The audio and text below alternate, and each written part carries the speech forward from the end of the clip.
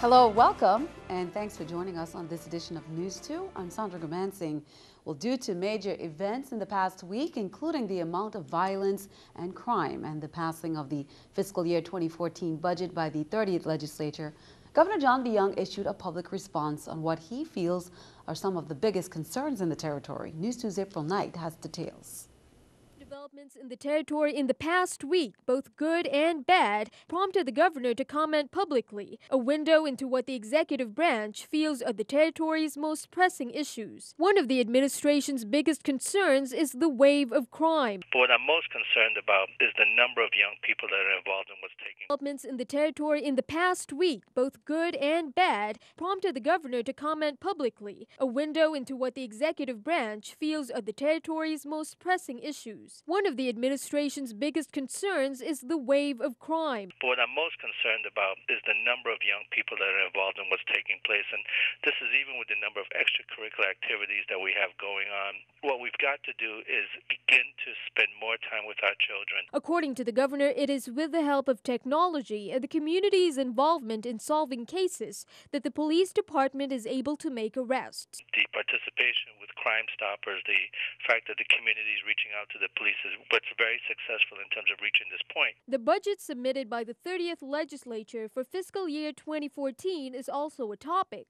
While the governor praises how the Senate dealt with the challenges of putting a budget together, he is concerned about the vacancy positions taken away. Which is going to be challenging, particularly with the revenue-producing entities such as the Bureau of Internal Revenue, where they increase the amount of delinquency collections that they're looking for. Avenza remains a major concern for the governor, but having received input from the legislature, those points I think will be successful because a lot of the issues areas that they want me to cover are essentially areas that I address. The governor stands firm in his belief that the sale of Avenza will play a huge role in boosting the economy and that anticipated gains can only come back to benefit the territory. If we can identify a purchaser of that facility, then that's the quickest way to get the economic and the infusion, the injection that we need. April Knight for News 2. The executive branch continues to consider the budget submitted by the legislature. News 2 will keep you updated. Well, today the Senate Committee on Education and Workforce Development approved a bill that will create an annual scholarship for students studying the field of emergency management. However, a bill that codifies the Parents-Student School Participation Program was held in committee. This bill would allow parents and legal guardians up to 2 hours per month to visit their children or other school personnel without loss of pay or benefits. Curriculum concerns were also raised at the Senate session, including requiring knowledge of CPR as a graduation requirement. The fact that it requires the CPR as a prerequisite for graduation, and the fact that there is no funding, and Dr. Mayer mentioned in her testimony what the cost would be in order to roll the CPR out. Criminal Investigation Bureau detectives on St. Croix arrested 2 men involved in the daylight robbery of the Mini World gift store in Sunny Isles Shopping Center on September 12th. Detectives said a 3rd suspect has been identified and a warrant has been issued for his arrest. Police executed the arrest of 34-year-old Sheldon Shallow at a residence in Estate Strawberry at about 6 a.m. on October 4th. Kimo Innes, age 22, was arrested at a residence in Old Castle Coakley just before 7 a.m. the same day. Detectives said a 3rd man, Larry Williams, fled to the mainland sometime after the robbery. His arrest warrant has been entered into the National Crime Information Center database. Shallow and Innes were placed on $250,000 bail each. They were remanded to the custody of the Golden Grove Adult Correctional Facility pending their advisory rights hearing. Well, the lab at Juan Louis Hospital has been re-accredited by the Joint Commission. Hospital officials received the news by letter in late September that all the services evaluated by the team had met the requirements under the Comprehensive Manual for Laboratory and Point-of-Care Testing. News 2's Erica Parsons has more. It's a sign from the Joint Commission to us and to the people of St. Croix and the rest of the Virgin Islands that we are indeed providing quality care. It's just one portion, but Juan Louis Hospital's laboratory has been accredited once again. The Joint Commission Lab Accreditation and Point of Care Accreditation means that the lab is qualified, has met all of the necessary standards to maintain that Joint Commission accreditation. The accreditation team's evaluation were based on visits in May and September of this year. They first look at all the equipment. So they want to make sure that the lab equipment is up to date. They want to make sure that our reagents are up to date, that we don't have any expired products. They want to make sure that our staff is trained to use the equipment, both in the lab and on the floors when it comes to point of care testing.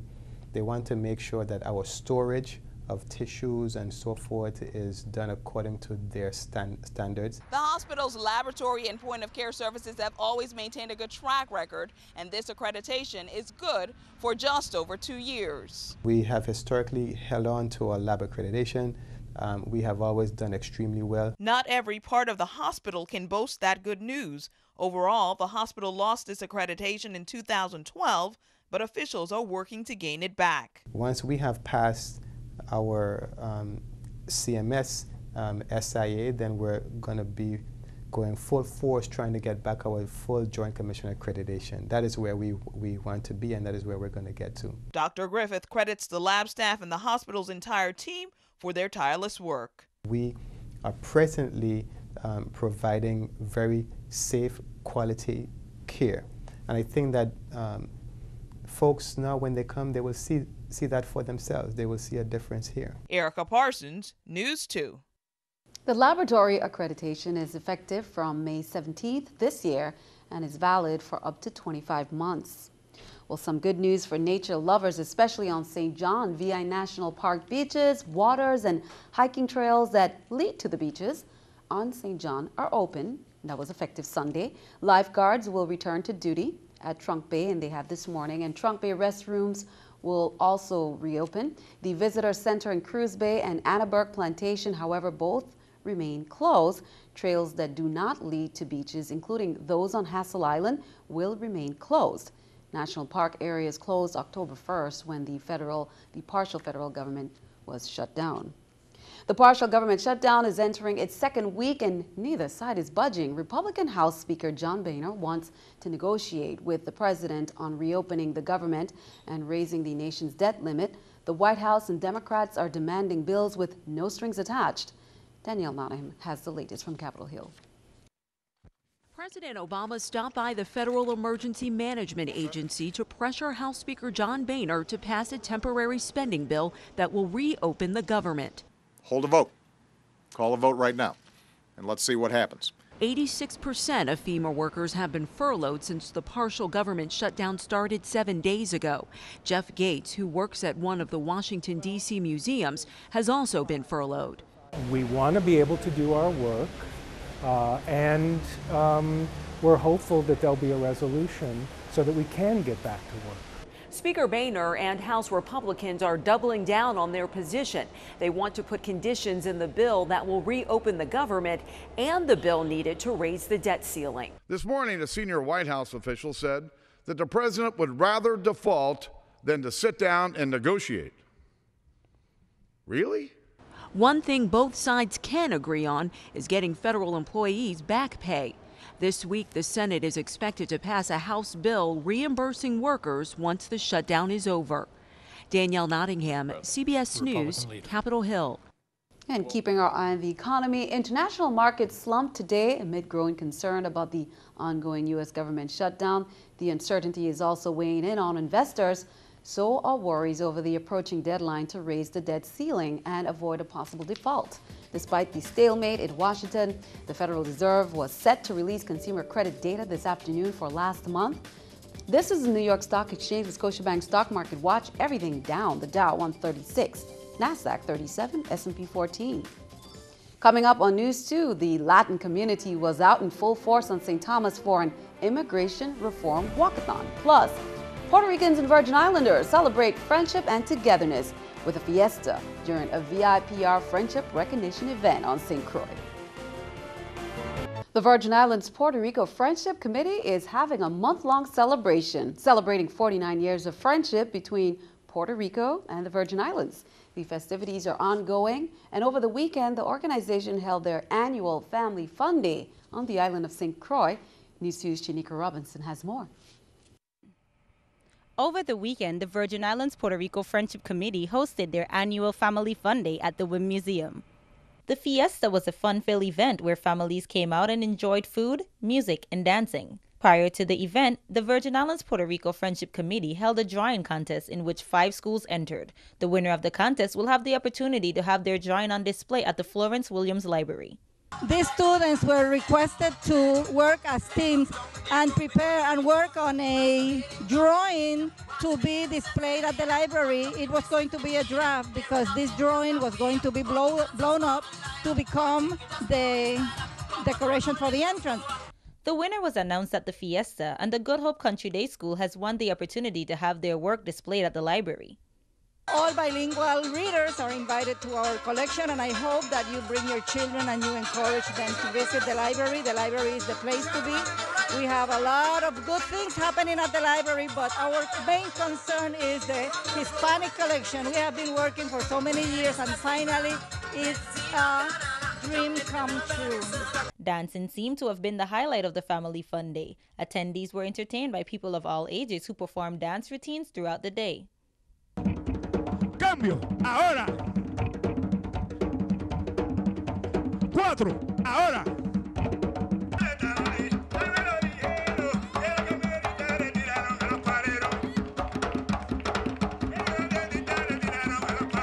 Shanika Robinson, NEWS2.